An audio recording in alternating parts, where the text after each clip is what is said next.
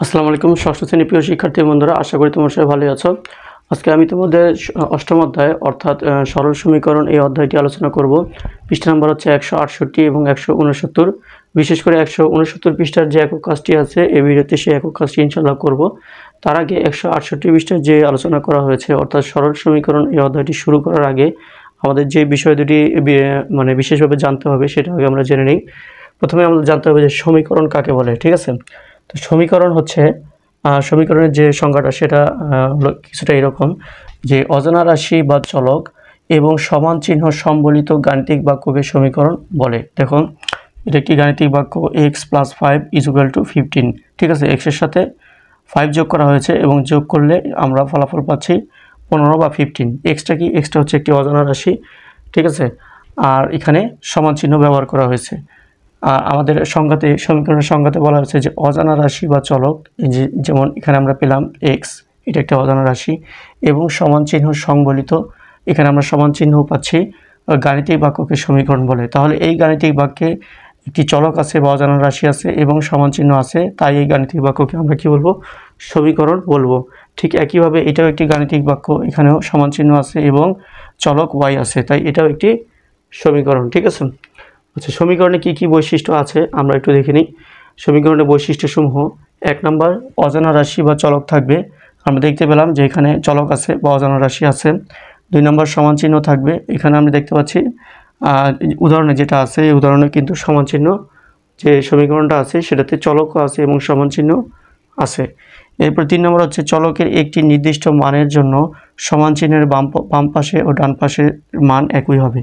অর্থাৎ যে চলকটি আছে এই চলকের একটি নির্দিষ্ট মান, যে মানটা আমরা ধরবো সেই মানের জন্য এই সমান চিহ্নের বাম পাশে এবং ডান পাশে যে মানটা পাবো সেই মানটা একই হবে।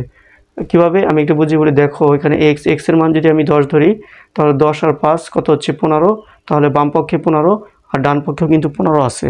তাহলে এক্স এর মান যদি 10 হয় তাহলে কিন্তু বাম পক্ষ এবং ডান পক্ষ সমান হবে।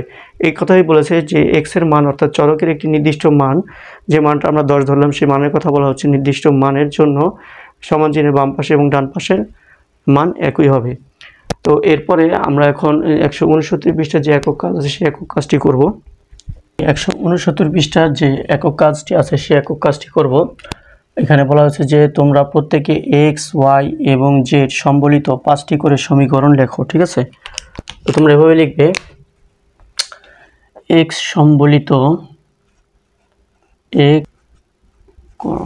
সম্বলিত সমীকরণ 5টি সমীকরণ লিখতে হবে। 1 নম্বর আমরা লিখতেছি এক্স প্লাস, বা তুমি এখানে দিতে পারো 2x প্লাস 5 = 15। ঠিক আছে, এই সমীকরণটা আমি কীভাবে লিখলাম? আমি 2x লিখলাম প্লাস 5 লিখলাম। ঠিক আছে, কিন্তু এখানে যে সংখ্যাটা লিখব সেটা কিন্তু এটার সাথে একটু মিল থাকতে হবে। কারণ আমরা যদি x এর মান, দেখো x এর মান যদি আমি এখানে 5 ধরি, তাহলে 5 মানে x এখানে 2 এর সাথে গুণ অবস্থায় আছে, তাহলে 5 আর 2 গুণ হলে হবে 5 × 2 = 10, 10 আর তার সাথে যোগ আছে 5, 10 আর 5 যোগ করলে হচ্ছে 15। ঠিক আছে, তাহলে এই সমীকরণটা আমরা এভাবে সাজাতে পারলাম। এরপরে 2 নম্বর, দেখো আমরা লিখতে পারি, ধরো আমরা লিখলাম 3x - 5 = 10। ঠিক আছে, দেখো এখানে আমি লিখছি 3x, যদি x এর মান যদি আমি এখানে 5 ধরি, তাহলে এই 5-এর সাথে 3 গুণ হবে, 3 × 5 = 15, 15 থেকে 5 বিয়োগ করলে হবে 10। এভাবে কিন্তু তোমাদের সাজিয়ে লিখতে হবে। 3 নম্বর আমি লিখতে পারি x - 10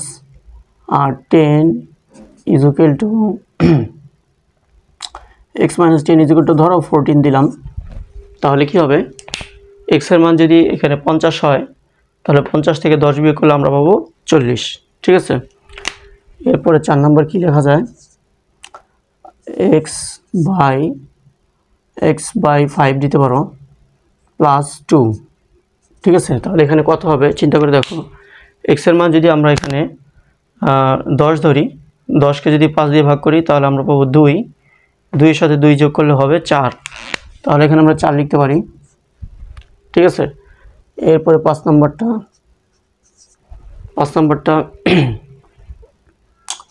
2x ইকুয়াল টু 10 লিখতে পারি। যদি x এর মান যদি 5 হয় তাহলে 5 এর সাথে 2 গুণ করলে 5 দুগুণা 10, ঠিক আছে, 5 দুগুণা 10। আর তাহলে আমরা এখানে আমাদের 10 লিখতে হবে, তাহলে আমরা 10 লিখেছি, ঠিক আছে। তাহলে আমাদের সমীকরণটা হয়ে গেল। এভাবে কিন্তু তোমাদের বুঝে বুঝে সমীকরণগুলো সাজাতে হবে। তারপরে y সম্বলিত সমীকরণ, সংবলিত সমীকরণ, ঠিক আছে। তো প্রথমটা লিখি, এটা আমরা লিখতে পারি 5y প্লাস 10 লিখলাম। তাহলে সমান সমান এই পাশে কী লেখা যায় বলো তো? যদি y এর মান আমরা 2 ধরি তাহলে 5 দুগুণা 10, 10 আর 10 যোগ করলে হয় 20। তাহলে এখানে আমাদের 20 লিখতে হবে। অর্থাৎ তুমি যেই সমীকরণটা লিখবে তুমি চলকের একটা মান ধরবা, মান ধরে তুমি যোগ বিয়োগ বা গুণ ভাগ করে ফলাফলটা তোমাকে এখানে হিসাব করে লিখতে হবে, ঠিক আছে। তাহলে তোমার কোনো ভুল হবে না।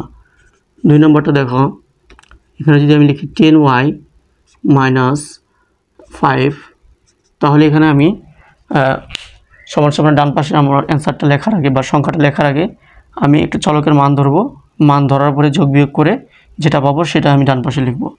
ধরো y এর মান আমি 2 ধরলাম, তাহলে 2 10 এর সাথে গুণ হবে, 10 এর সাথে 2 গুণ করলে হচ্ছে 10 দুগুণা 20, 20 এর থেকে 5 বিয়োগ করলে, যেহেতু -5 আছে, 20 এর থেকে 5 বিয়োগ করলে আমরা পাবো 15। এভাবে হিসাব করে কিন্তু ডান পাশের সংখ্যাটা বসাতে হবে।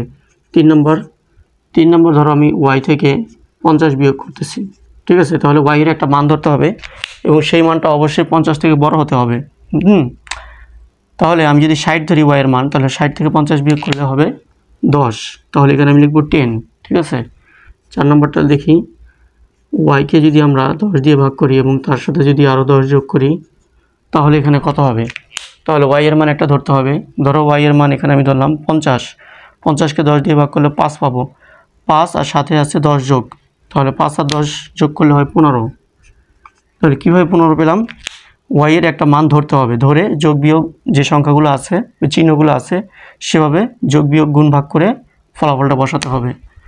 5 নম্বর দেখো, যদি আমি লিখি y 5y, তাহলে y এর একটা মান আমরা ধরবো, y এর মান ধরো 10, 5 এর সাথে 10 গুণ করলে 50, ঠিক আছে। এভাবে কিন্তু আমাদের অঙ্কটা সাজাতে হবে। এরপর আমরা লিখব z সম্বলিত,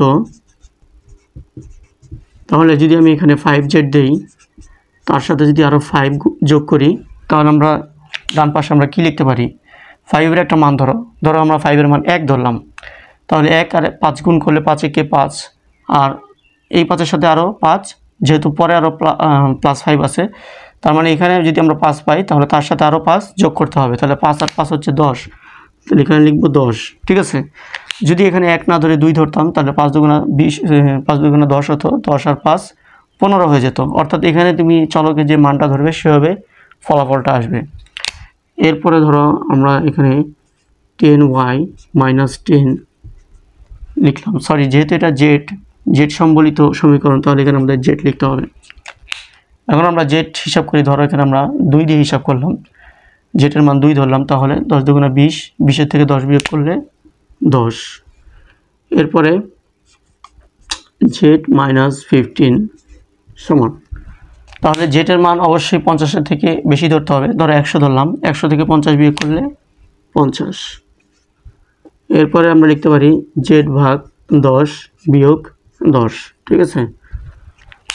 তাহলে জেডের মান যদি এখানে আমরা ধরো আমরা 200 ধরি, জেডের মান 200, 200কে 10 দিয়ে ভাগ করলে আমরা পাবো 20, 20-এর থেকে 10 বিয়োগ করলে 10, ঠিক আছে। এরপরে ধরো আমরা লিখলাম 10z, ওকে। এই জেটের মান এখন কত? এই 10z মানে 10 আর z গুণ অবস্থায় আছে। জেটের মান যদি আমরা 3 ধরি তাহলে 3 এর সাথে 10 গুণ করলে 3 10 30। তাহলে এই হয়ে গেল কিন্তু আমাদের x সম্বলিত 5টি সমীকরণ, y সম্বলিত 5টি সমীকরণ এবং z সম্বলিত 5টি সমীকরণ। আশা করি তোমরা বুঝতে পেরেছ। এভাবে কিন্তু তোমাদের করতে হবে।